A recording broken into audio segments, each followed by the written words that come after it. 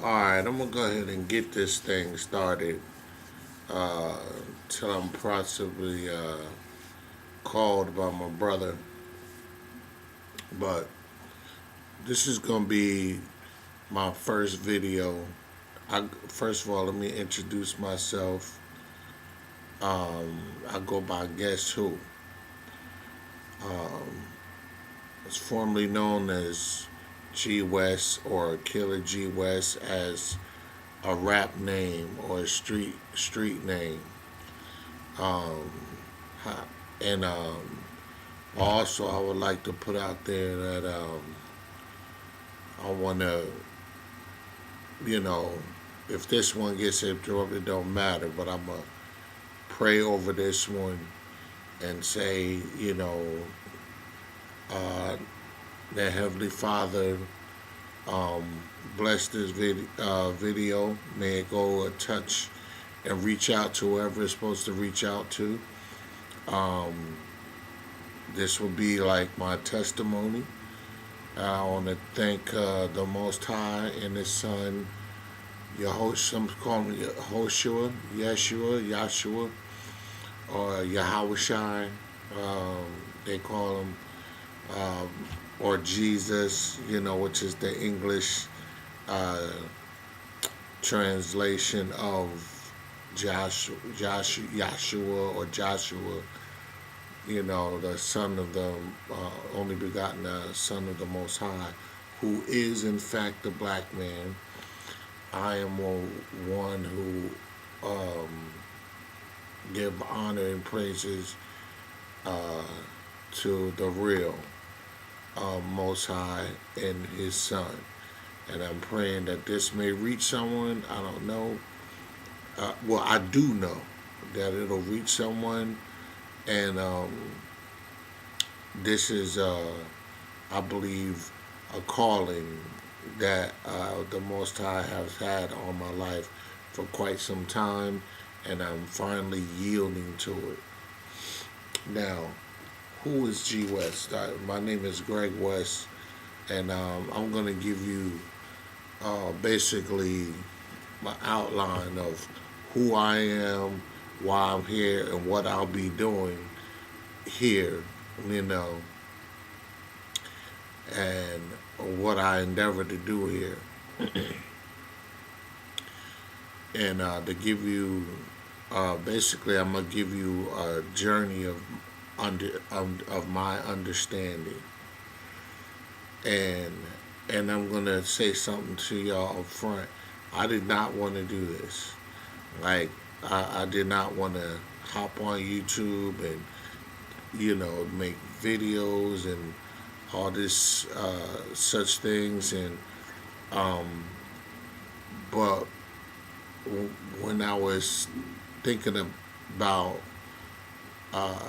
listen, I was like praying to the Father. I was like, listen, I don't want to work for man anymore. I want to work for you. I want to do what you want me to do. I'm tired of working these jobs.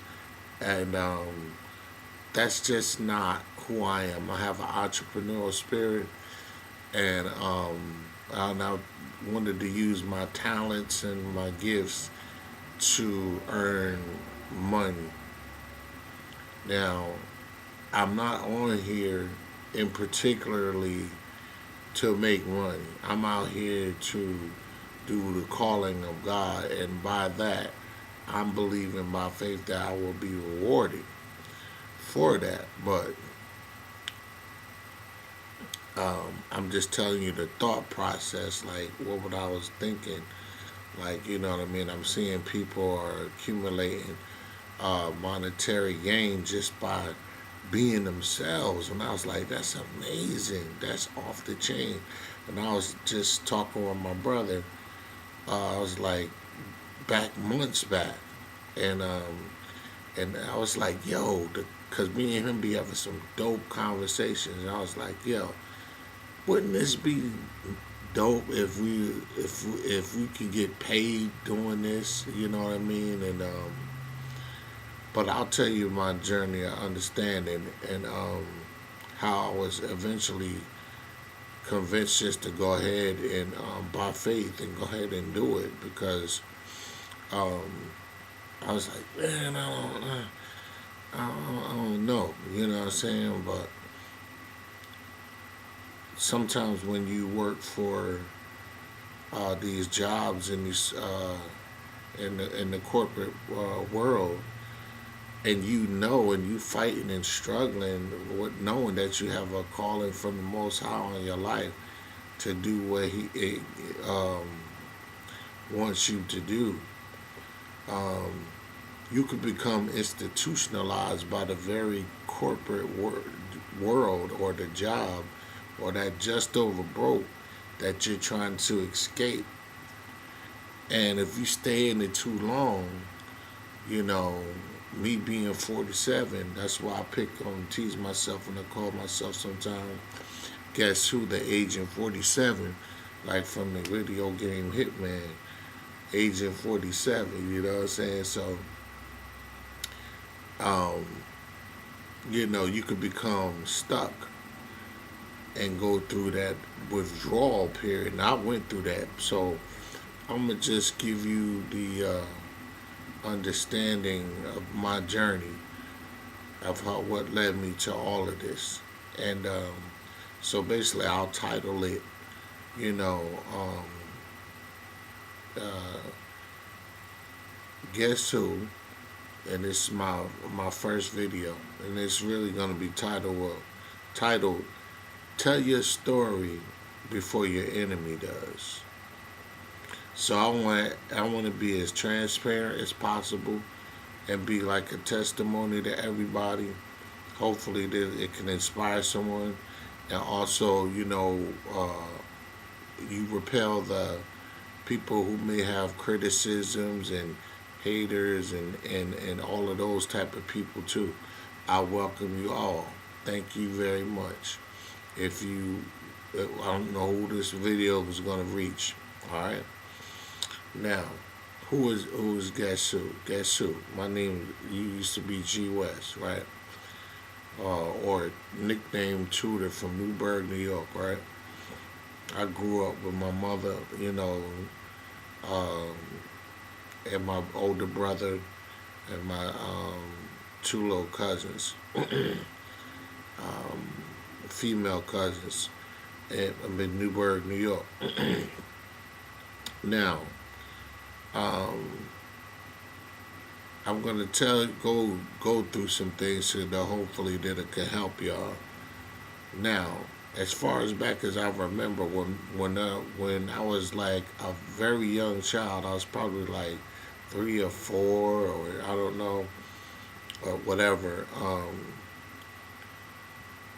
We lived on Liberty Street in a big yellow house, and I remember, I believe it was for my Christmas or my birthday, because Christmas and my birthday is kind of close together. My birthday is on January the 7th. My Christmas, of course, is December 25th. And I was a real little child, and I received one of those, it wasn't Muppet Babies, but I think it was Animal. They used to play the drums, because my father was a drummer, you know what I mean? And what I was told, that he played drums sometimes for the Ohio players, him being from Dayton, Ohio, right? And somehow they met up my mother and all that and had me. My brother's by another guy. But my father was, his name was Gregory Franklin Wood, or they called him Jake, right? So, you know, he was a drummer, and I got the drummer, you know, drum set, you know, the Animal drum set. And I also had a big wheel, you know what I'm saying? It was called the Green Machine. You could look up probably in the 70s and look up Green Machine Big Wheel. It was like, yo, at that time, it was the dopest a big wheel you could have, and it was green, and they had different handlebars and all of that. And we lived on Liberty Street, so, you know. And then I remember, like, you know, being a child and going to rise with my father in his lap, and you know you have your child in your lap while you driving, and letting them to pretend to be driving and all that. So that was like a real distant memory of my father. And we would go to a Jack in the Box. That was like where the real Jack would come out the box, the clown, whatever, looked like that. You know what I mean? That Jack in the Box. So I remember that because I used to love going there. And then, you know, me being like, I don't know what you would call, like, slow. Like, I was like, people would say I would have a learning disability when I was younger. Like, you know, or ADD, attention deficit disorder, or that's probably how they would classify it now. But, or just slow, you know what I mean? You know, one of them dudes, you know what I mean? And I didn't really understand a lot of stuff when I was a little child. So I would see, like, one day my father was there. We was all, you know, it was one big happy family. Then all of a sudden, boom, one day he was gone. He was out of there. And I was told because he was abusive, hitting on my mom's, you know, a bunch of domestic violence and all of that. But nevertheless, he was out of the house, out of our lives, and I didn't see him for a very long time until I got older, like in my teenage years, like in junior high school. But when he left, you know what I'm saying, and came to neglect, you know, I didn't feel like I got validated, like a lot of hugs from my mother.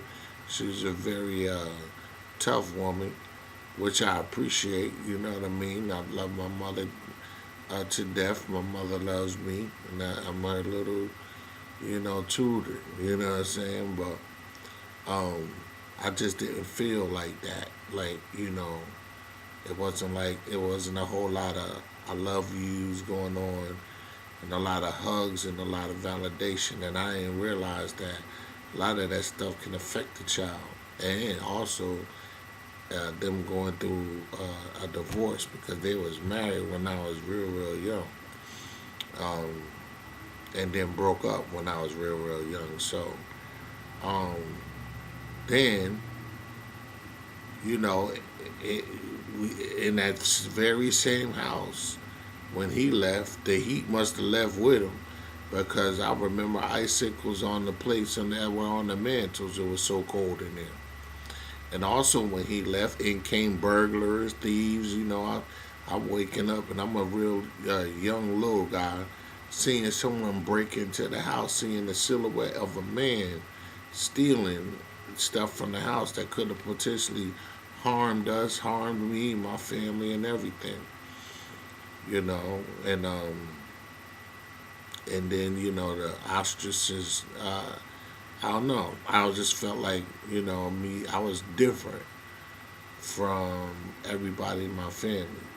So, moving right along, you know, I guess that story was to address, like, you know, the some of the issues or whatever there, you know, that I may have had growing up. And, you know, being slow or being not that attentive. And I just had a different way of learning things. But I discovered that long ago. But anyway, I mean long after. But anyway, so it caused us to move around. And I had to stay at my Uncle Willie's and my Aunt Roseanne's house, which I loved being there. And that's where I really spent a lot of time in church. It's like I got introduced to most of my mother took us to church too, don't get me wrong, but I went to church a lot with my Uncle Willie and my Aunt Roseanne, my cousin William, CC, and Maurice, so I spent a lot of time with them. I was like one of theirs, you know what I mean? So then, you know, we would move around and, you know, stay with them. I guess, stay there a lot. Then we moved to City Terrace. It might have been City Terrace before then, but anyway. And then we finally moved up to the Kenny. So, but before then, you know, I would go to my Aunt Clara's house, which was not far from my Aunt Roseanne's house. And remember, this is like a testimony, so I'm putting it all out there. Um, One time when I was younger, it was all, you know, we used to all have bunk beds and stuff like that, and I was at my Aunt Clara's house, you know what I mean, and I was over there spending the night. That's when I lived with my cousins. Then we had a house full of cousins that night, you know what I mean, and my cousins like Charles, um, May, Hazel, um, Isaac, Joe. You know what I mean? I don't know if Maurice and Cece was there, but they might have been there. I don't know. Yeah, I think they was, but I guess we was all at Aunt Clara's house, who lives in Florida right now, and was married to my uncle Othello. You know, with my little cousins, you know, Rab and Ed Loft, and my little cousins. You know what I'm saying? And I'll get to them in a minute. But when I was over there, um, we're being real little.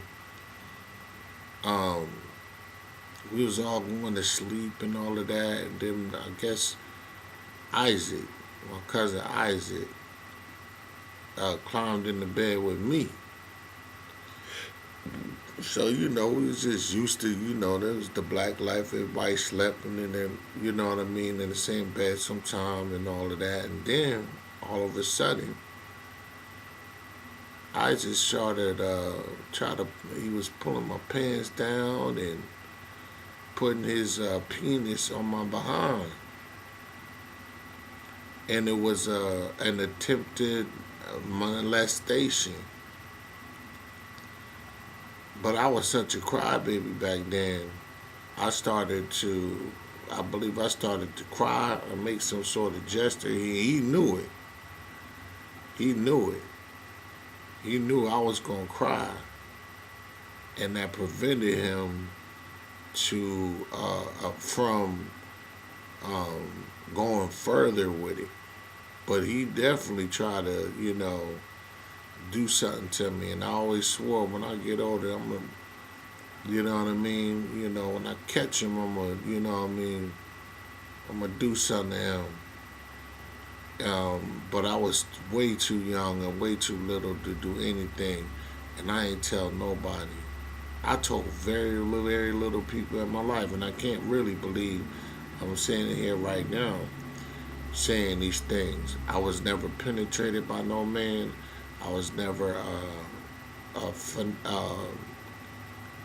fully molested, but there was an attempt on it. There was an attempt on it. And what it did for me, it made me despise homosexuals. It made me curious also of why they think the way they do. It made me curious in them, but it also made me despise them. You know what I mean? Like, yo, today they would call it homophobic, but it made me despise them. So, but also it did something else to me too that I didn't recognize. Like, I guess it made me, my sexual appetite was heightened at the same time. It was heightened, you know, and which caused me to, you know, like, for a while to be sexually active at a real young age. But so that's what one of the causes that it had. You know what I mean, for me. And so therefore, I became sexually. My sexual activity volume was turned up a notch. You know what I mean? And it can turn down too, because there was one instance when my I think I was like 12 or 11 or 12 or something, and I saw a Playboy, or very triple X rated Playboy magazine, or one of them magazines, where a girl's vagina was out, and it was all pink and hairy and all that. I was like, ew. And my brother and my cousin Johnny Gill, who was Joe, heard me say that. yo, they beat the hell out of me. They was like, what? You don't like that? You know what I'm saying? So they were like, So that was like, yo, what is you on some gay shit? Nah, we not doing that. So my brother and them jumped me. You know what I'm saying? But yeah, that's like one of the dark secrets that I had. So I'm putting it out there for those who've been molested. Actually, I feel for you, and for those who had an attempted molestation, which affected them. Yeah. So, I hope this helps and helps you, express it. You know what I mean? So therefore, we moved around. Time goes on, but I was still like this shy, reserved type child. But one thing I did love, I was absolutely in love with kung fu movies, in particular Shaw Brothers. No other ones. I didn't watch no other kung fu movies other than Bruce Lee. Bruce Lee was the only one, and I watched Bruce Lee like he was like my idol back then. But the rest of my idols was like people like Lo Mang, who plays the Toad, or Lu Fang, who plays the Centipede. You know what I mean? And Chang Shen, who plays the young Yang Te, which is the last member of the Five Deadly Venoms. Ko Chi, who plays the lizard. Sun Chen, who plays the scorpion. From the classic cult movie, The Five Deadly Venoms. You know what I'm saying? When I started watching it, man, I fell in love with it so much, man. That's all I did. And my whole crew, like from my big brother to, everybody in my neighborhood basically was on it. But I don't think they was like fanatical like me.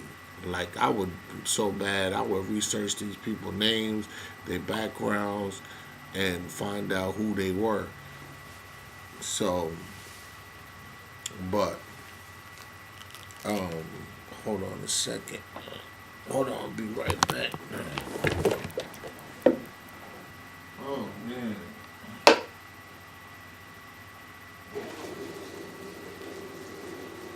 Man.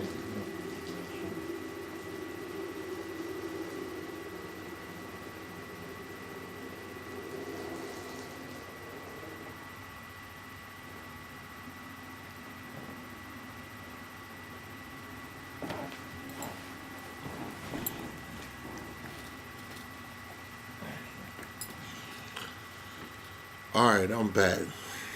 So, that was one of my interests, right?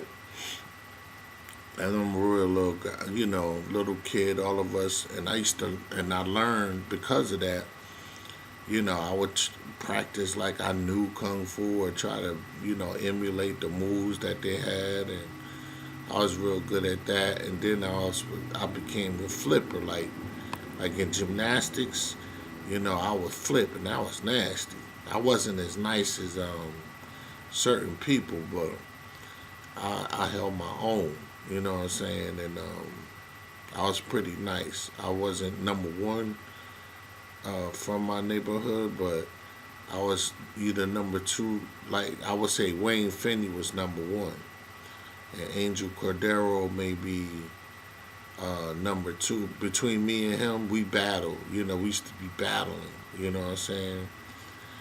But I met people like Fuzzy and Suicide, and the people that was known for that. Like, you know what I mean? I would like to challenge them. I never got to challenge Fuzzy and Suicide, but I did battle with my man Pat Patterson, who was like a real live nigga from my neighborhood, right? But I did battle him long time when I was little. But yeah, man. So, but when I was younger, I was a little bit withdrawn, and I escaped reality a lot. And people thought, yo, your brother's but my big brother, he was the athletic one, the bully, the one that you don't mess with, and he wouldn't let nobody mess with his little brother, which I love about him. My brother back then was the baddest dude I ever met. You know what I'm saying? And he didn't play. And me wanting to be like him, I was like that. Well, if he ain't play, I ain't gonna play either. But I wasn't all the way into it because I was like uncoordinated with the skill. I had the heart to fight, but I wasn't totally confident because I was uncoordinated, and I wanted to learn how to fight. You know what I mean? I wanted to learn like a particular discipline, like martial arts, boxing, or something like that. Without that, I didn't feel like I could compete really. You know what I mean? Even though I used to practice a lot on my own. You know what I mean? And I wanted to be like like even my Uncle Master. He was dressed in kung fu gear or whatever. And he can get busy. And I heard about my Uncle Master's name in the street. And but that's why I wasn't all the way like how my brother was. Because my mom just didn't have the money, you know what I'm saying? And I would have loved to been in boxing or some sort of self-defense school, especially of the martial arts, like Wing Chun and Brazilian Jiu-Jitsu, all of that, when I was younger. But I wasn't that. And then I just wound up being a crybaby, and I had I was scary. You know what I mean? I had some scary ways, cowardly ways. Like I was more so a lover. I wasn't really no fighter. But if you pushed me, like I don't know, it was the West blood that's in me, like from my grandfather, whatever. Cause my grandfather's a fighter, but and my mother definitely was. You know what I mean? My mother, Libby, definitely was. But I think I inherited like a little of my scaredness probably from my father.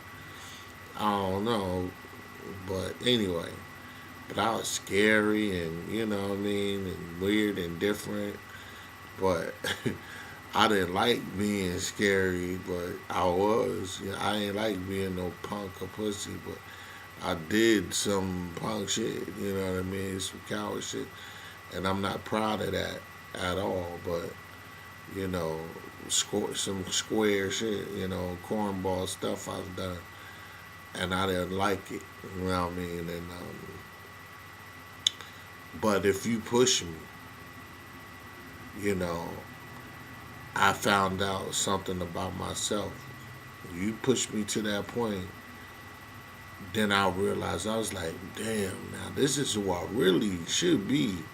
24/7, but I'm not. You know what I mean? I don't even like violence or like fighting, but I love, kung fu or whatever. But when I found out people pushed me and I allowed people to bully me, like my man Cornelius Stubbs, shout out to him, I love him for it. Because he taught me he pushed me and pushed me to that limit to where I had to fight back. You know what I mean? And when I did, I started recognizing some things about myself that I did not know. I didn't know that I couldn't fight. I didn't know that I can be brave. I did not know these things, because I didn't have any validation of that I could do anything. You know what I'm saying? And here it is. When I was younger, we collected comic books. Me, William, and Maurice, we collected comic books. We used to love Spider-Man and His Amazing Friends and Transformers and all of that. G.I. Joe, and we X-Men. You know what I mean? We had all the comic books, and we used to make up our own characters. And we used to draw comic books. We was comic book makers. Me and my cousin William, primarily me and William was comic book makers. We would have that going on. You know what I'm saying? But a lot of and I can draw, so a lot of these things, I can do, but I kept under wraps because nobody paid attention to them. You know what I mean? I wasn't validated like that. You know what I mean? I might have been for William and them, but nobody older or whatever they like beat it, get out of here. And I didn't realize that. Why I would hide my gifts and talents, because I felt like if I put it out there, what people gonna say? They gonna diss me, or you know what I mean, or they're not gonna encourage me. So why even show them? But so I kept all of these gifts and stuff to myself because I didn't feel validated. I didn't feel like nobody, like my mom. I couldn't impress her. She was always at work. And when she would come home from work, she'd be stressed, screaming, yelling, out of the frustration of working at that factory, a textile factory. No, the where they make floor tiles at. You know what I mean? And that's how it was. But finally, we moved up to the Kennys, you know what I'm saying? And I had a lot of good times in the Kenny Crash Crew, you know what I'm saying? And but that's where all my friends, all my family and friends, and everybody I know, and you know what I mean, was the Kennys and the Mullins that was just down the street from where I live. Now, so I don't get off track, I'm really trying to give a testimony, right? Now, I want to really stay on a pattern of my journey of understanding and telling my story before my enemies do. So forgive me if I go off track, because this is really like my first time doing this. I don't know how to do it, but I'm doing it, right? I believe it's the will of God, right? Since a child, I always felt like I was different, and I felt like I was God's child. I didn't have a father, but God was my father. And I believe I was like 7 or 8 years old. There's a picture of me. When I go back home, I'm going to search for this picture, if it didn't get burned down in the fire. But there's a picture in the photo album of me standing in front of a pulpit when I was younger. I was probably about 7 or 8 years old. I had a blue suit on with a blue tie and a white shirt. And I remember that. Now, I don't know why I did that, but, I'm starting to understand why. When I was younger. So, but we always went to church on South Street. I used to feel like a square, getting dressed for church and being on South Street. South Street is one of the toughest streets, roughest streets in Newburgh. And I would be like, dang, niggas seeing me coming out, little kids and people I went to school with seeing me coming out of church looking like a church boy on this rough ass street. And, like they could come pick on me or they could come test me. And they did. Like my man Chris, they called him Rock. He had Jerry curls. He used to come in and mess with me. You know what I'm saying? And, we were always about to get into fights and whatever, stuff like that, being there. However, another thing used to happen was, since my mother was in church, my mother was like a co-pastor, and Jimmy Stewart was the residing pastor of a church called Harvest Christian Fellowship, which was a non-denominational church. But I do remember a very, very long time ago, I think we was at Best Temple. And I'm believing that we left there because they had certain rules that my mother and them wasn't feeling, like, you gotta wear dresses and leave that makeup alone and all that stuff. I think that's why they left that, you know what I mean? And they formed their own little church.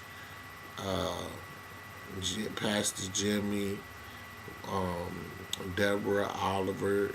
Jimmy was a great pastor, great speaker, can articulate the word in the Bible. Deborah and Oliver, the Spearman family, and my mother and them, and, Miss Atkins and all that. So, there was some people that went to the church. It was very small. It was always small. But it was not denominational. So that lets you know my mom and them was on something else. They weren't calling themselves Baptist and Pentecostal. Now, like I told you, I was an escape artist. When I was younger, I would mentally escape, and go into either my comic book realm of mine type of escape, or, I would be back in my room playing with my toys, making them do kung fu moves, like my G.I. Joe and my Snake Eye. I had like mad G.I. Joes, and I would make Snake Eyes and Duke fight, and with Storm Shadow and all of them. So I was I would be spending mad time in the house doing that, you know what I mean? And then when I was outside, we'd be outside flipping or playing football, which I was good at, running the ball. We'll play kill the man with the ball. But when I was escaping, my mother would have these books in there, and like these biblical books, and I would pick them up and read them. And of course I would read the Bible too, but I always landed in the book of Revelations for some reason. But my mother would have books like The Day the Dollar Dies. Now we talking about 1979, 1980, 82, like 83, 84, something like 84, 85.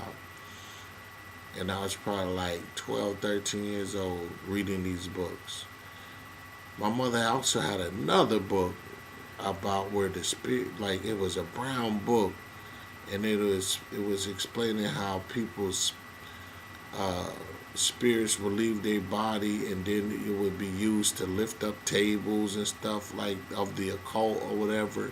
But it was a Christian book exposing, these different type of practices or whatever.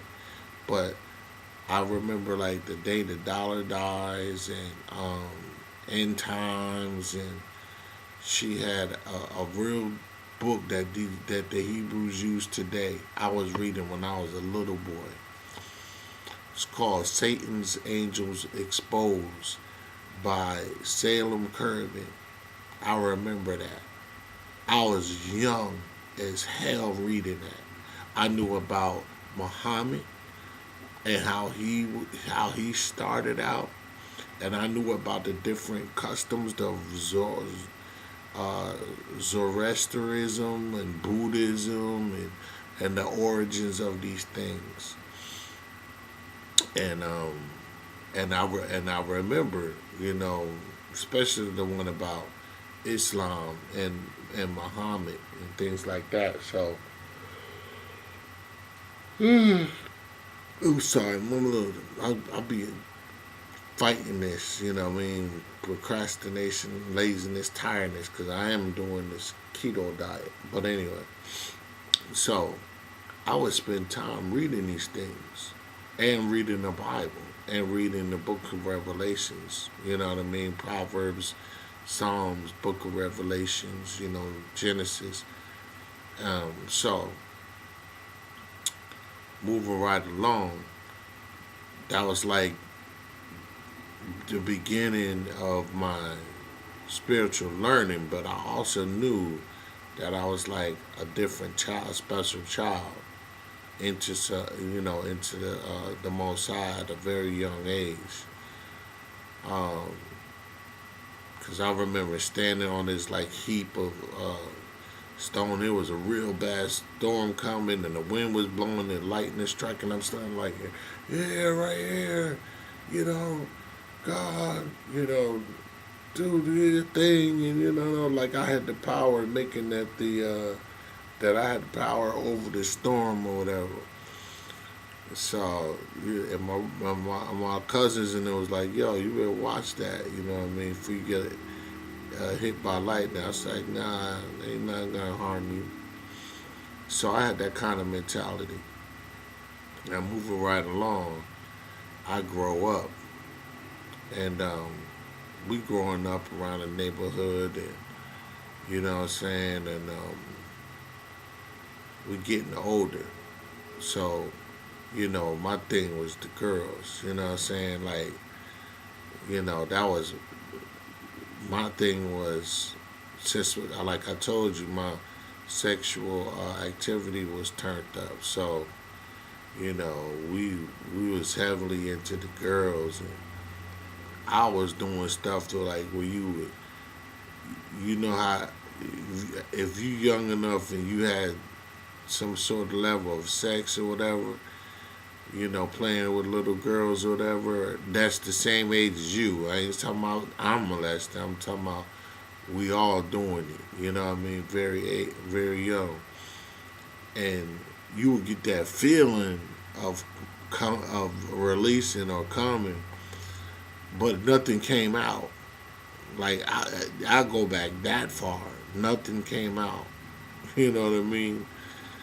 It was no sperm or nothing like that came out, but you would have that feeling. And then, I was like, oh my God, you know what I mean?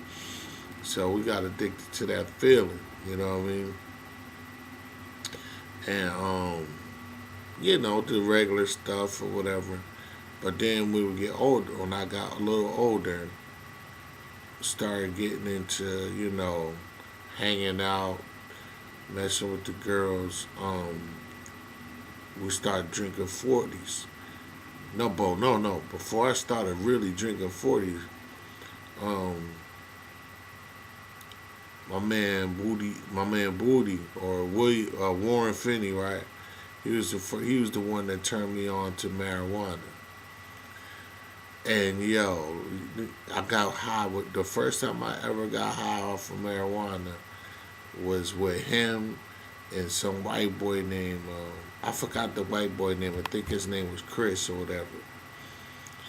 And we was smoking weed, but Warren was already smoking, you know what I mean?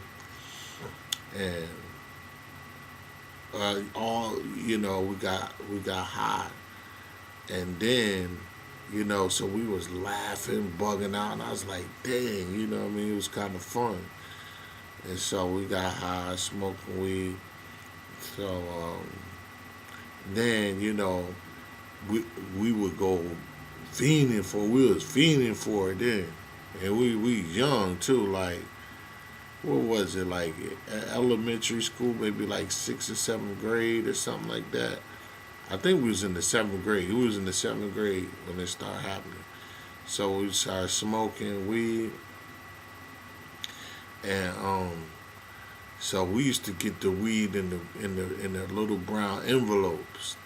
I'll go back to that when we would go down to we would go across town to the red door, and cop a bag of the weed that came in the envelope, like the little brown envelope. So I'm telling my age with that. Y'all don't know nothing about that.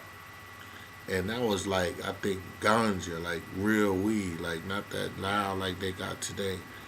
But we would be fiending, like we would smoke all the time, and all we did was smoke, go to school, and then a lot of times we skipped school too. We skipped school. My house was the whole house or whatever. So, that was our thing. You know what I mean? And then, so we get older. Here comes, we leaving like, we're about to leave junior high, graduating. Now, that's where I meet my man Sean in junior high school. And Sean was like a pretty boy, but, niggas used to mess with him, but Sean fight back. You know what I mean? That's the difference. Sean would get busy, you know what I'm saying? And me and him became real close. Real close. We would talk on the phone for hours. My brother would be like, yo, why y'all talking on the phone? Because we was cool like that. I wasn't no funny like business. Like, that was my brother. That was my man, And we would fight together. Like, anybody mess with him, I would join in the fight. Anybody mess with me, he'll join in the fight. So that's how the kind of relationship we had. We hung with big lies in them. So, it was real cool.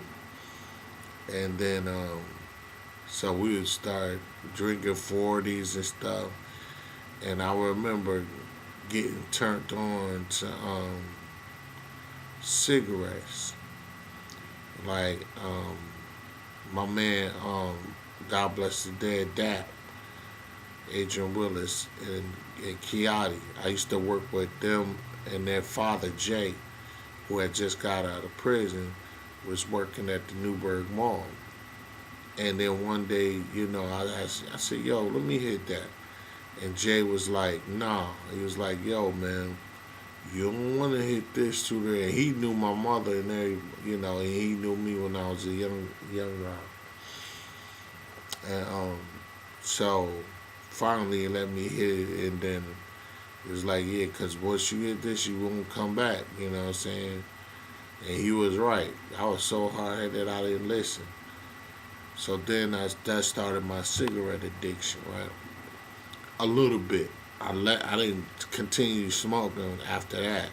It was a long time after that before I picked up the habit of smoking.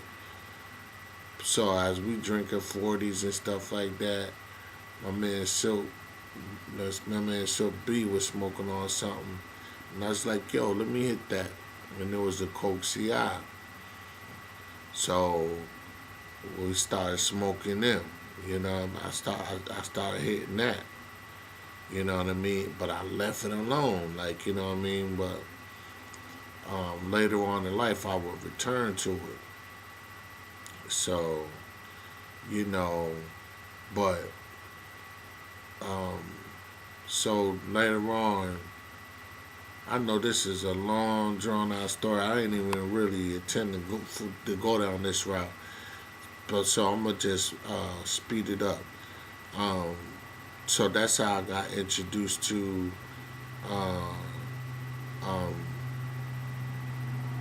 drugs, you know what I mean, of that nature. So then, later on I tried some sniffing coke. We tried mescaline, you know what I mean. I tried it all. I was like one of them dudes that'll try it. You know what I mean? Like, but needles and things like that, no. I couldn't do no heroin and nothing like that. I couldn't do angel dust either. That scared the hell out of me. I couldn't be out of my mind like that, mostly because when my mother found out, you know, I get my ass whooped. Cause my mother, she used to beat our behinds with extension cords and everything. So I remember my mother beat the hell out of me so much. Them extension cords, had to go to gym class with whelps on my legs. I was so ashamed and proud. I was like trying to hide that shit, man. And I would never really tell them where it came from, but you know. Anyway, moving right along. When I got older, you know what I mean. Uh, we started, rolling, smoking weed a lot too. And then we mixed the weed with coke. So, you know what I'm saying, started mixing that. Then I tried that. Then I tried the weed with the,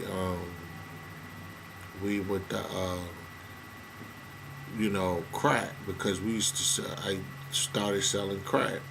Like my whole crew. I wasn't doing it back then. We were selling it. You know what I mean? We were selling it in the Kenneys and the Mullins. And then, we called that Flagpole Posse or the Jungle. The Jungle was in the Mullins, you know what I'm saying? So we just squashed all that and became the Jungle Brothers, or Jungle for Life, you know what I'm saying? Or Live in the Jungle. We all used to hustle out of there.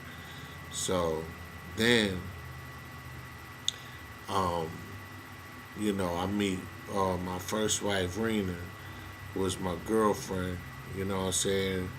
And after I met her, we started kicking it, you know what I'm saying? And she was from Highland Mills, but originally from Long Island. So that calmed me down from running around with all these girls and all that. And my niggas used to hate it, like when she come, cause she would pop up out of nowhere, and we'd be in front of my house or on the block, or get ready to go to the block, and they see that short line bus pulling up and her getting off of it. They were like, "All right, nigga, we'll see you tomorrow." You know what I'm saying? We ain't gonna see you no more. So I was like, damn, you know what I mean? And sometimes I'd be like, dang, here she coming, like, but sometimes I'd be like, all right, cool. So, she kept me out of a lot of trouble.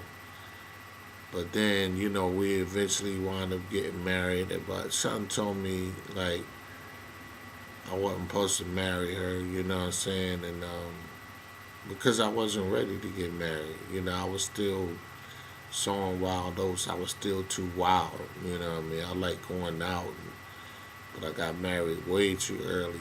But I did have two beautiful children by my son Gregory and my daughter Naja. You know what I mean? So as we got married, you know what I'm saying, trying to live a life or whatever, I was still escape. I lived that whole marriage like I was single. So I was still going out, going to the clubs, going to partying, and doing this, doing that, you know what I'm saying? And then messing with the drugs and all that. So I was like, and then I started smoking hypes. We called them hypes, or lasers, or what they call wolves. And that's the cigarettes with the crack in it, you know what I'm saying? So we used to blaze them up. And I got really hooked on them. I was hooked on them. Like, that was like my ultimate hook drug. That drug just suited me, but it took me completely out of character, or increased the cowardice character. Now I was like, yeah, man, this is crazy, man. Because I turned into a real punk on that. Because I didn't want nobody seeing me do that. I was so ashamed when nobody seeing me do that. Only the person that I was getting high with. And we would dip off and be, it ain't like we did that out front. Some people was on Front Street with it. I was on the back street with it. You know what I mean? So, but I am telling you these things in case someone's, as I start, giving my opinions on things, I could show that I'm qualified and I've been there. Because there's another thing that's happened, man. Before I even got to Rena, I used to date this girl named Keisha Cargill. And I found out she was messing with some dude, and it broke my heart. I started crying. Like, I'm a crybaby. I was a crybaby, and I still am. I'm like, I have sentiments. That's why I wanted to learn how to fight so bad. Because if I didn't care, but if you took that for a weakness, bow, punch you in your face or something like that, to, defend my sentimentality, because I could cry if I wanted to. That's how I felt, but I didn't, I couldn't defend it the way I want to. But my man Sean came and hugged me when I was crying, and she broke my heart. But that was, but anyway, I don't even know where I was going with that. But anyway, I'm saying all these things because I'm qualified. I've been through heartbreak. I've been through a lot. Been addicted to drugs, you know what I'm saying? And to get off of them and to escape, being married. And I was married and all that. No, was I married when I went to the Army? No. No. Right before then, I went to.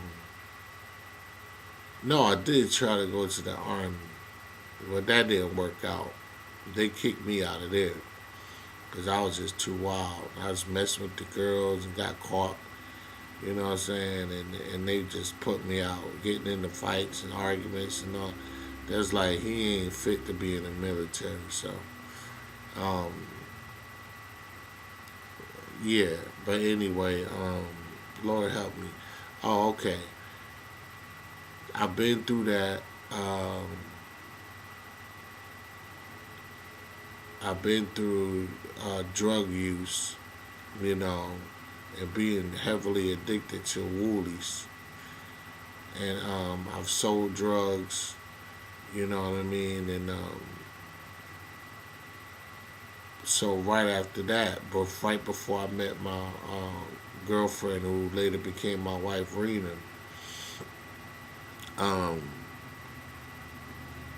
there was this young girl. Her name was Love. She got shot in the face, and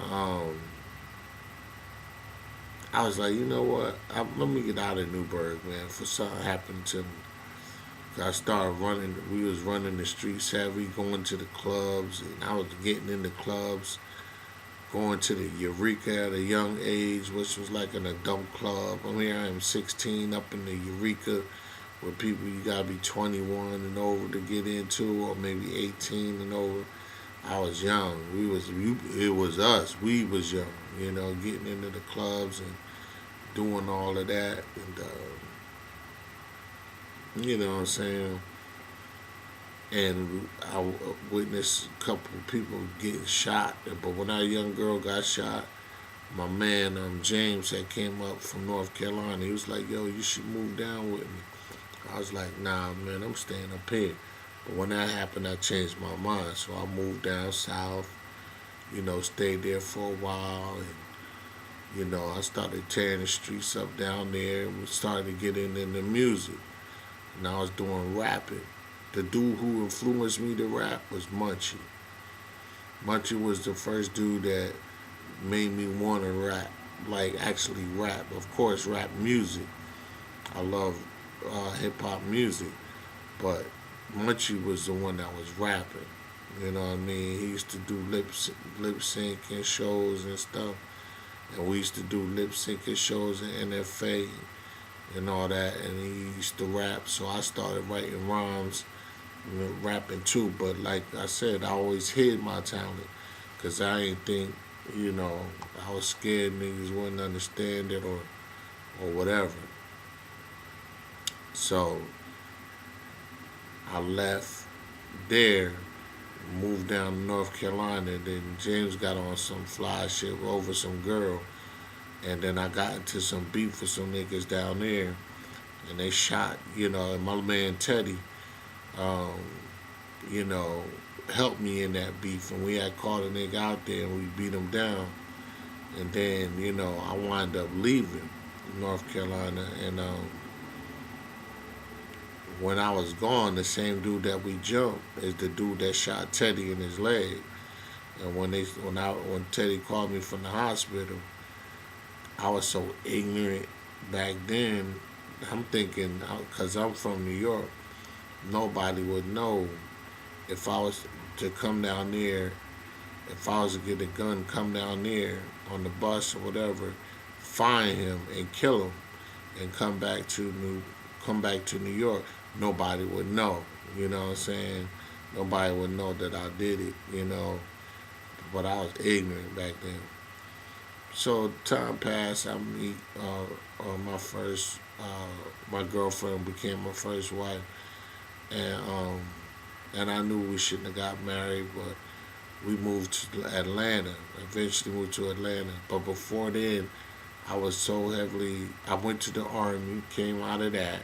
She would stay down with me for that, and then as soon as I got back, I got right back into the drug thing.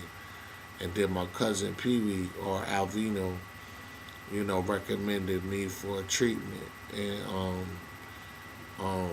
New York City, Project Renewal. So then, that's when I got we lived in the treatment facility. I was there for almost a year or whatever. And I learned a lot there, had a lot of fun. I wrote a song, called 10 Crack Commandments, like Biggie. And I wrote it in my own way. Maybe one day I'll spit it. I don't feel like spitting it right now. But, I met some cool people, like my main man, Stanley Emerson. Shout out Stanley Emerson, Jimmy Lloyd, Andre Bowser, Troy Palmer, Alma, and the rest, Donald Myers, Anthony Myers, you know what I'm saying, Jimmy Halsey. I don't know where Jimmy Halsey is. That was another, that's Smarty Pants, Jimmy Halsey, that was my man. And, whatever. And my man Benjamin, I forgot his last name. My man Cliff, and my man Heath. You know what I'm saying? I remember all of them. But anyway, and I remember one of the twins, Julio and Giuseppe. No, Greg G, their older brother. And Julio and Giuseppe and them down there. So they all know what Project Renewal is. So we get out of there, out of the treatment for that drug addiction, come out of there, and I left it alone. That was like 1998. That's when I came out of there and we moved to Georgia, Atlanta, Georgia. Mind you, we had visited Georgia in 1996. And that was the first time I seen black people all in one place and running the airport and everything. I was like, yo, I love this spot. But we didn't move down there till 2 years later. So we moved down there, and I just went berserk. I just went bananas. Now, mind you, I'm married to my first wife, and she had a friend named Keisha. And Keisha was married to my man Monty, who is my brother to this day. You know what I'm saying? To this day. It now spit bombs, you know what I'm saying? To this day. That was back in 93. Sound like that. 92, 90, 93, 94. 4 is when I met them. You know what I mean? And we still connected to this day, even though I'm no longer with Rena. So we moved to Atlanta, Georgia, and just lost my mind. And I met, and that's where I met AD. You know, Adonis. I met Adonis. I met Shaw first, my man Sharon K. Oliver. And then I met AD. You know what I'm saying? And through AD, I met Swift. They became my brothers. And we're brothers to this day. AD and Swift. I met them. Then we formed a group called Marrier. From the drink, the Grand Marnier, because one night me and AD was sipping on that with some Grand Marnier promotion girls passing it out. And we was like, yo, we started sipping on that, man, and that made the rap like, you know, ultra Shakespeare's, you know what I mean? We're hollering at the chick, so. But, moving right along. And even down there, I lived it. Like, you can't move to Atlanta being single, you know. I meant being married, because you gonna come up out of there single. It was too many girls, too many fly girls, too much single life going on. That's a single life city. It ain't really. You can get married down there. You can be together. Don't get me wrong, but not for niggas like me. You know, nah. We was players. You know what I'm saying? So, So, no drugs, no nothing. I didn't do nothing when I was in Atlanta, like other than weed and drinking. That was it, you know, nothing. But we did get it in with the clubbing, heavy. I mean heavy. Some of the best times of my life was in Georgia. All right, but moving right along. But here comes the kicker. You know, when I came home, now, like me and Rennie, we always had problems. We always fought, and I was a abuser too, like domestically, and she was a verbal abuser, so that didn't match. So, you know, one day, you know, I got locked up from a DUI or whatever, and she found like 23 girls' phone numbers in my phone. You know, for all the chicks that I was hollering at, you know what I mean? And one thing led to another. But before then, you know, she cheated on me, I cheated on her. But it's something about when a woman cheats on you. I mean, I couldn't take it. I was like, yo, woman, I was devastated when she first did it. I thought I was losing my mind. I was working nights and she was sleeping with some dude. You know what I mean? Some nigga named Keith back when we was in New York. And we tried to move to Atlanta to clean up all of that. And it wound up happening down there. Long story short, it ended up like where I went to jail and she had packed all my stuff, got it out the house. I went back to New York, came back, you know, on some trying to get back together tip, and her heart had turned completely cold toward me, and she had no more respect for me, and I was there to pick up an unemployment check from the house, and she had a nigga in the room with her, and I seen it, and I bust down the door, and I was like, yo, I can't believe this. And so I sped off. The cops told me I had to leave. And I'm gonna have to redo this video.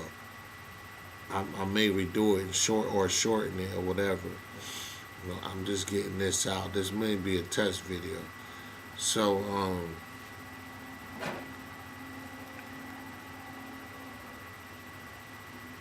hold on. I didn't know if he called me or not. He did call me.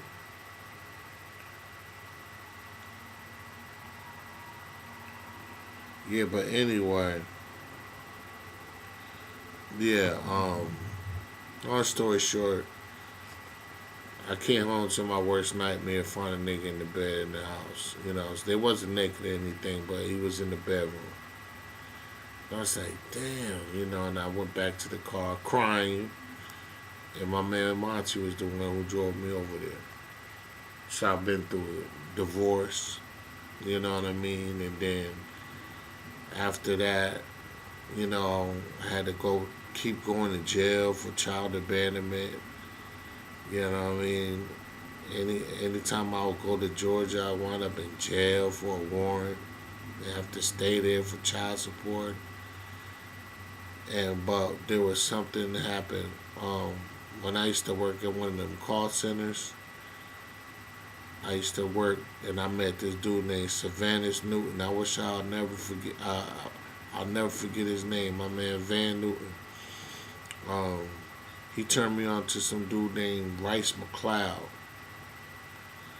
And Rice McLeod was the dude who was teaching about mortgages and how to get your money out of mortgages, and how mortgages itself was like fake or fraud or something like that. I didn't get heavily into it, but that was like the year 90. Where was we working at? Oh, I forgot where we was working at. Either Equifax or something like that. Or no, I think it was after that. But anyway, he turned me on to that. And that's like the first level of sovereignty. If you know who Rice McLeod is, he was like one of them sovereign citizens. Like, but I didn't really pay that much attention to it. But then, you know, when I kept getting locked up, I was like, dang, you know what I'm saying? What's up with this? Yo, me and her going through the divorce, which already was horrific, and then now I'm getting locked up. I felt like God was trying to kill me. But I was like, dang, got locked up and all of that. Well, let me go back, because I'm going to redo this. Let me go back. The first time I got locked up, when she was gathering my stuff to get me put out, I started recognizing that God put me there. God allowed that whole thing to bust out wide open because he was trying to save me. Because I knew it's something that came over that judge's face and spirit, and I saw it. I was like, oh snap, you know what I'm saying? She's gonna put me in jail. You know, she didn't have to put me in jail for it because I had the money to pay it. But she's like as if I did something to her. You know what I mean? And she, put me in jail. And I was like, yo, I'm not in really jail for something that I did. I'm here to see somebody. And there was a couple of dudes in there that I was meant to speak some encouragement and tell them that Jesus loved them, and give them that inspiration that Christ loves them, you know what I'm saying? And I found out who they were. And I leave there. And that's when all that other hell broke loose. And then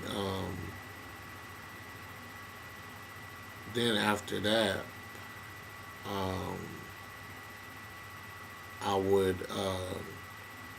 I started looking, like one time when when all of that happened and I got in the car with Monty, started crying when the dude was in my house.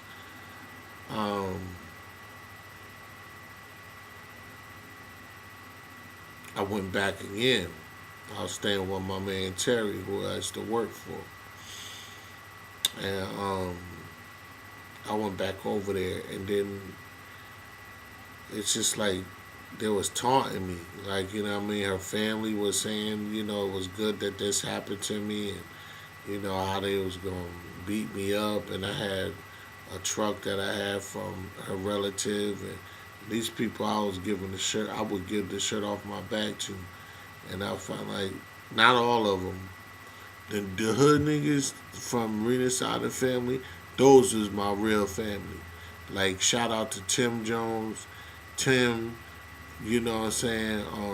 Tim and Tyrone and Shalal and Kwame and those my family. You know what I mean? Julian. You know what I'm saying? The young boys and the niggas that wasn't all into the church like their parents, like we the parents and the one, they were the ones that held me down. You know what I mean? That's my family. I still call them cousin to this day. You know what I mean? So I love Tim and them. They will all forever be my cousins. So Day Day, you know what I mean? Them my cousins. So um, yeah, man. Um, then what happened?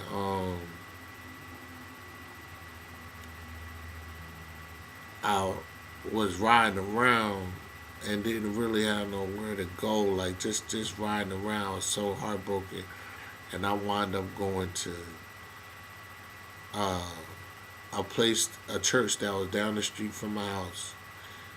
I lived on Evans Mill Road, and right down the street is called Woodrow Road.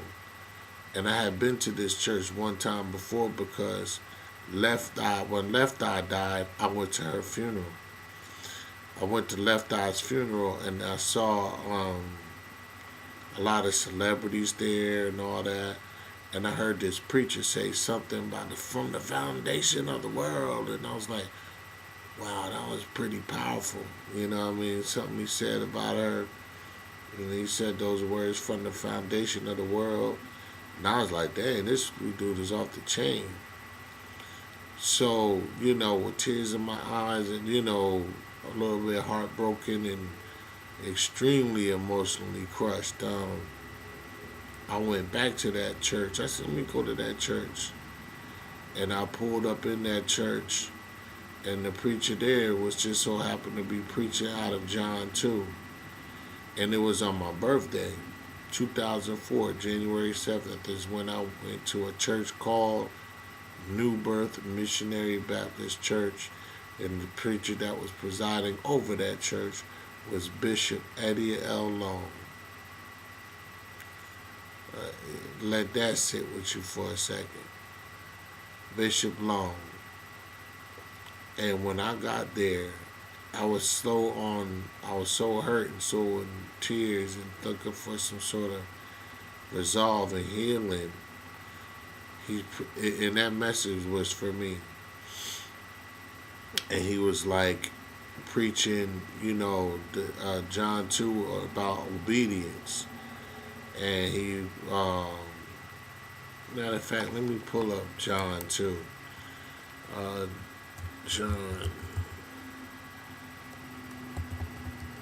John chapter 2, KJV. And I think it's verse 1 through 3 or verse 3, but I'm going to figure out this. And this is where he was preaching from.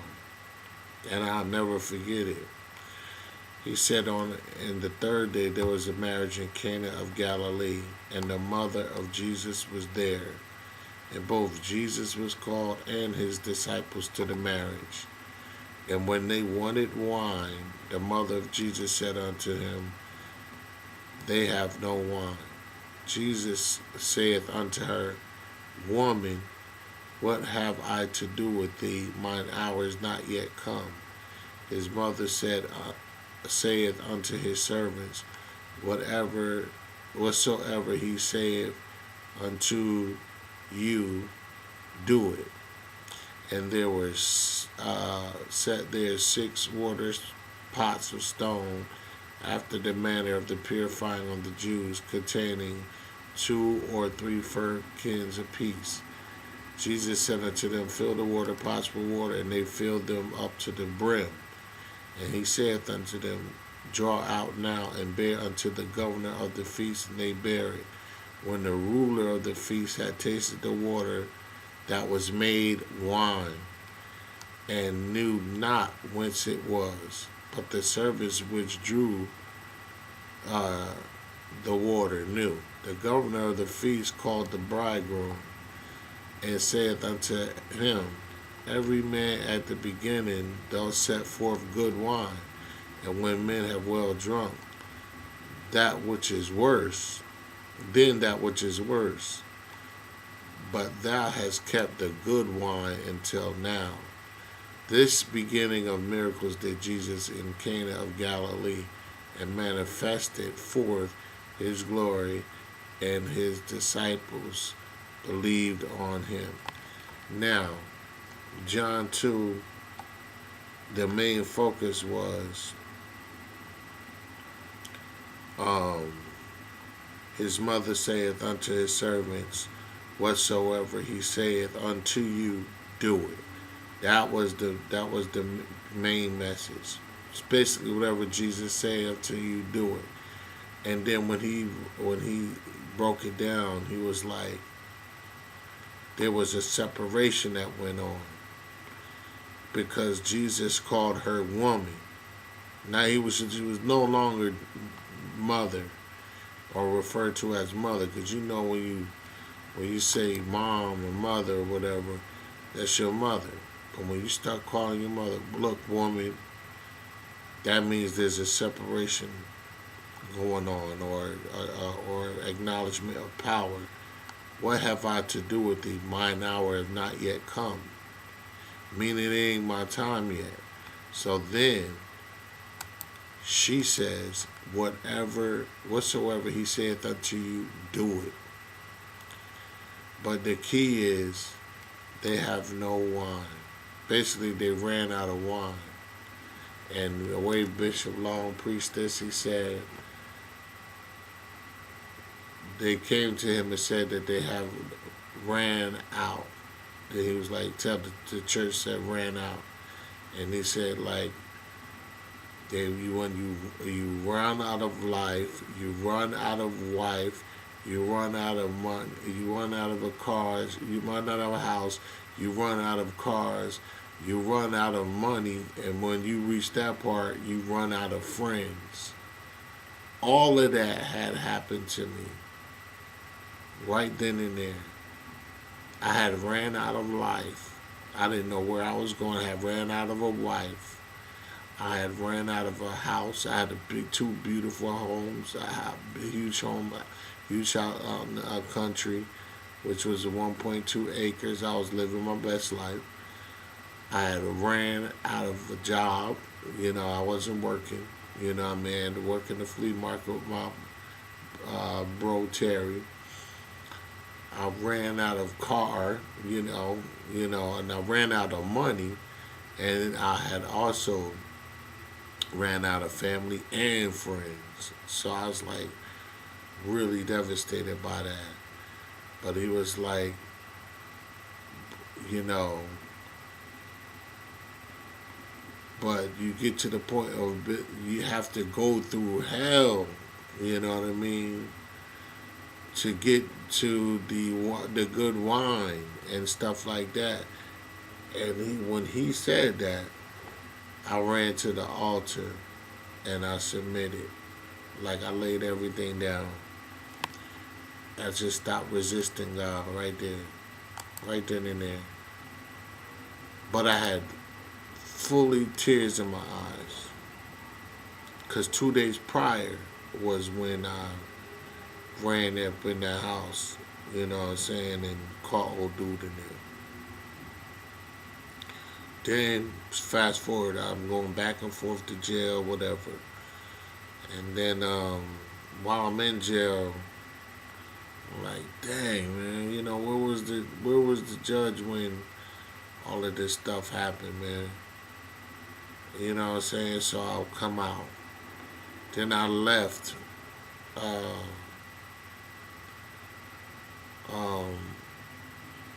No, what year was that? So I spent a lot of time in New Birth, right? So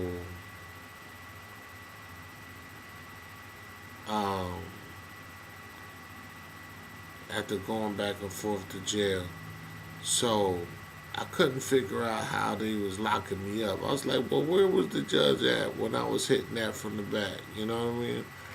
And kids, you know, I didn't understand it. So when I come out of jail, I'll go to New Birth or whatever, and I meet this girl named Fawn. And when she heard about when I was telling her my story, she said, "You sound like a great candidate to be a sovereign." So when she said sovereign, I remember my man Sylvanus Newton or Van Newton turning me on to this dude named Rice McLeod.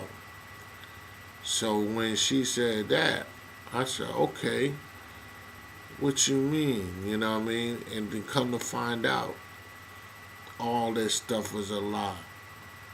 You know, I'll get into that a little bit, but that's when I got turned on to sovereignty, and I started doing a lot of research on that, and then that's how I discovered the Moors, the Moor faith. I never joined the Moor people, but I listened to the Moors, and people like Johnny Liberty, Robert Menard, there was a couple other people. The dude that got killed by the police. You know what I mean? And so I got turned on to these people, the people in the sovereign citizens movement, and come to find out it's all true. You know what I mean? It stemmed from the movie The Matrix, who I also found out that was done by Sophia Stewart, a black woman. That's her movie. Also, that Sovereign Citizens, Johnny Liberty movement or whatever, a dude that turned him on to all of that information was a black man that turned Johnny Liberty on to the stuff that he was into. So that's how I found out about corporate fiction, the straw man, and how the United States government is really a company and a business and things of that nature. And that started being awakened to what was really going on in the world, and how, money, finances was made, and, getting deeper level of understanding. But long time before that I'm gonna redo this.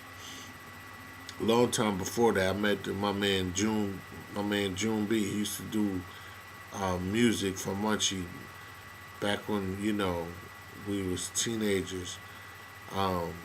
He had this book called he had not the book. He had a videotape called Iron Mountain. And we watched Iron Mountain, and it was by some dude. I don't know the name of the dude, but you know what I mean. Iron Mountain was a videotape exposing what the government was doing. But before then, a little bit before then, me and my homeboy DJ Slim would turn me on to the different Egyptology type of understanding, but I wasn't trying to hear that. But I think me and him kind of came across a book by William Cooper, Behold the Pale Horse. But no, I think I discovered Behold the Pale Horse before him.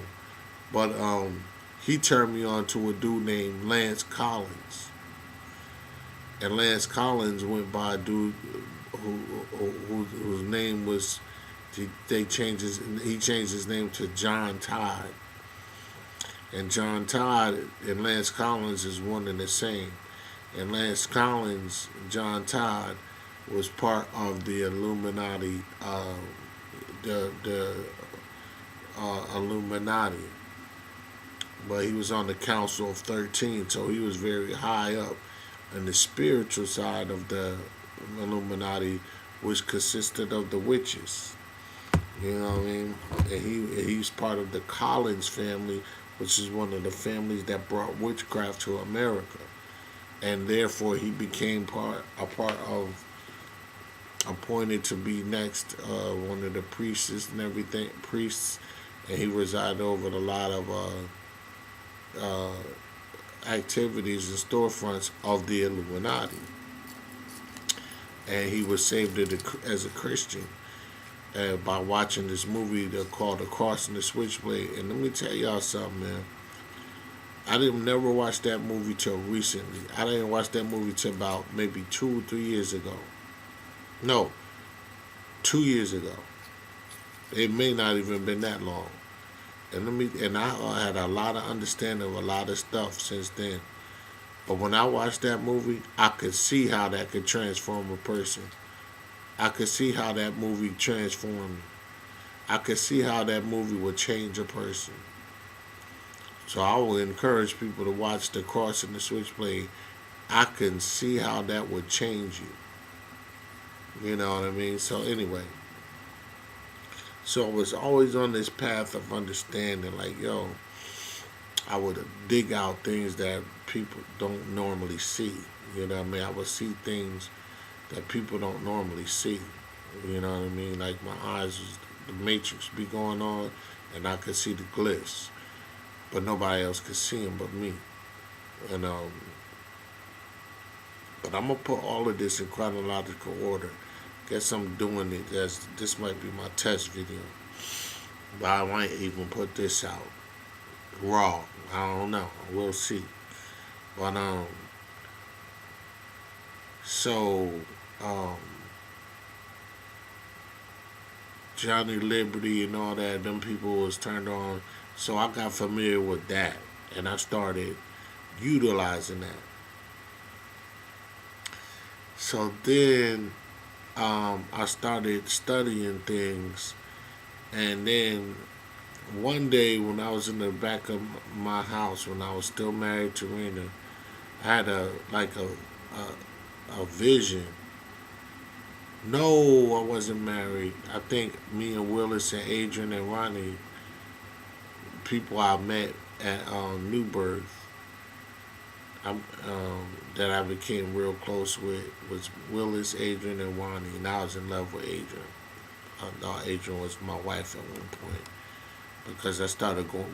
We all went through that, you know what I'm saying, and I met Shantae, Myri, and them up in there, even though I met her before New Birth, but we all was like a New Birth crew. Elroy Phillips, you know, Willis Bailey, Ronnie, and Adrian Kern, and Ronnie,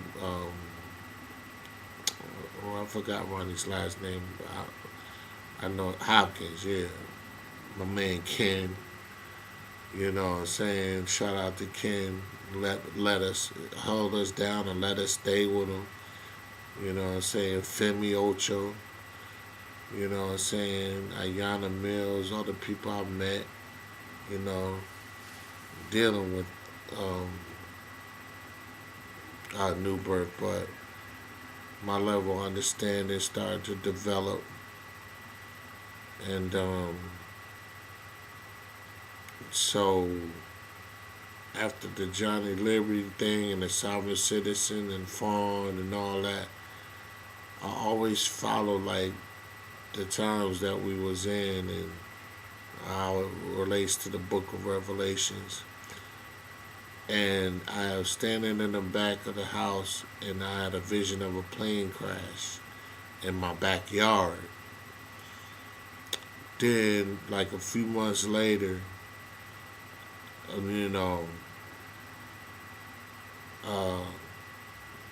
the Twin Towers get hit. 9/11. 9/11 hit. Come to find out, Bill Cooper was the dude who predicted that whole thing, which Alex Jones tried to take over, you know, because I was into that, you know what I mean? I became into, you know, Bill Cooper, again, who is the author of the Behold the Pale Horse, who was an ex-naval intelligence officer. And here you got this old radio dude named Alex Jones. I believed in him at first, but then when I started seeing how he was moving, I was like, yo, this dude is playing, man. And then he tried to like take credit for, you know, he kind of, they kind of put him in to outshadow Bill Cooper. You know what I'm saying? He lied on Bill Cooper, talking about whatever. Anyway, 9/11 happened. And then, but right after 9/11 happened, I didn't exactly buy it. Like everybody was all patriotic. Even AD called me to my, yo, look what they doing in your backyard. That's when I knew I had that vision. That vision was from the Most High. And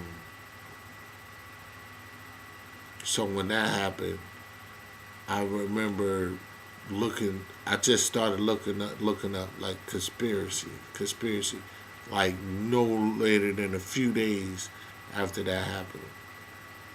But I found out a financial term called put options, and there was like an alarming amount of put options that were put out before the 9/11 situation.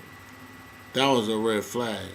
I still didn't really understand what put options were, but put options is like a bet on something. It's almost like insider information. Like you know something's getting ready to go down, and you got your money on a particular company like American Airlines and United Airways, whatever, and you have put options so you can save your money, like in case something go wrong, you can have your money spared or whatever. So it was an alarming amount of put options and all kind of stuff going on, right? And so that was the first alarming thing. Then as time passed, we started recognizing that, hey, I remember watching Casino, the movie with Robert De Niro, Joe Pesci, and at the end of the movie, how they brought the casinos down, and I was like, yo, that's how them buildings came down. And lo and behold, people started exposing, professional engineers and all of that started exposing how them buildings came down. And I right away took to it because I was up on game from the put options, and I didn't trust them no way, especially when the sovereign citizens movement and all that, and watching Iron Mountain and reading Behold the Pale Horse from back in the days. So we was already in, game that there was something going on. So then, that was my level of understanding and who was empowered in. And then there's certain movies that came out, like the one with that dude Mike, whatever his name is. I forget his name, but you know what I'm saying. And then from freedom to fascism and all of that, Aaron Russo, but the ones that really blew the whole thing out the water was the what's the name, who made up Loose Change. Them two dudes, them two white dudes, they really blew that out the water. And that's when I knew. I was like, Bin Laden didn't do that. You know what I mean? They did that, and it was very incredible. And then Building 7 just came down. So, and there was all type of people that came out the woodwork. Jim Fetzner, the dude that Ward, whatever his name is. I can't remember everybody's name, but I was like, if George Bush, and I believe in the Bible, the Book of Revelations. That's when I knew it was like going down. And then there was a dude named J. Anthony Hilder who put out this DVD called Illuminati 911. And with the Oklahoma City bombing there, he blew the light on all of that. So I was up on that. And Jordan Maxwell was in it, who also I think is a plant. He's a student of Madam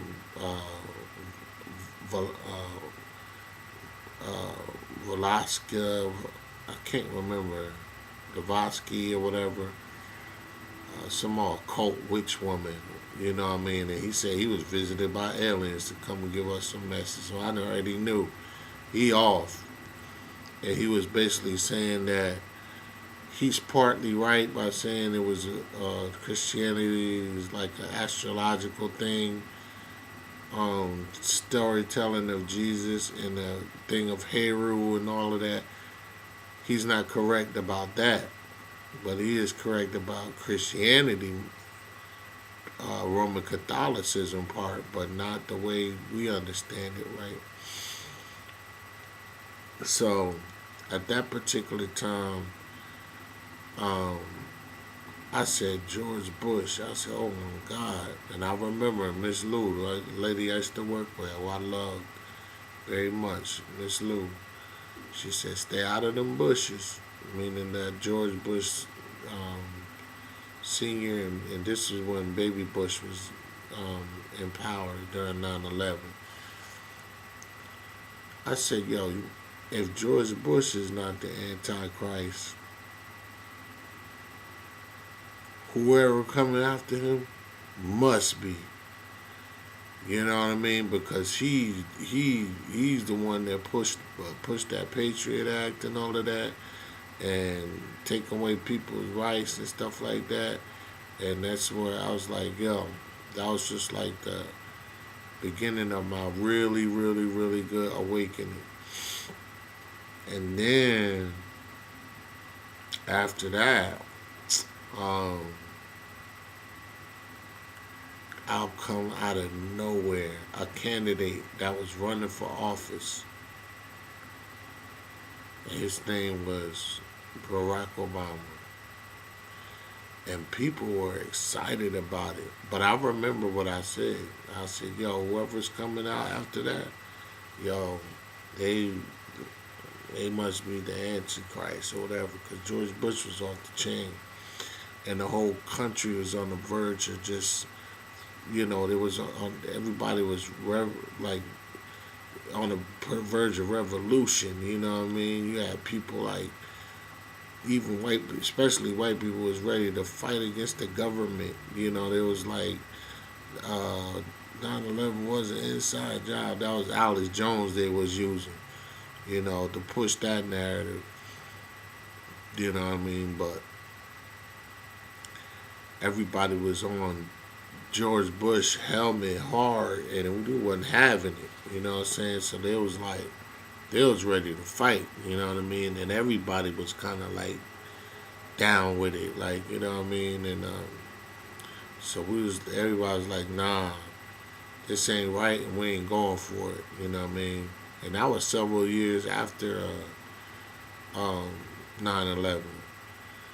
So then, out comes out of nowhere a black man who I believe is African. Well, he's from Kenya, an African dude, but a black man by the name of Barack Obama. And when he came on the scene, all of that rah-rah that America had or whatever, all of that was out the door. Everybody stopped when this dude came, except a few. And I was one of the few that was like, wait a minute, this seemed cool, but something don't seem right. Here is when I was fully awakened. Here is when I was awoke. I'm going to have to take a pause for the cause. Hold on. I have to get back with y'all. Peace.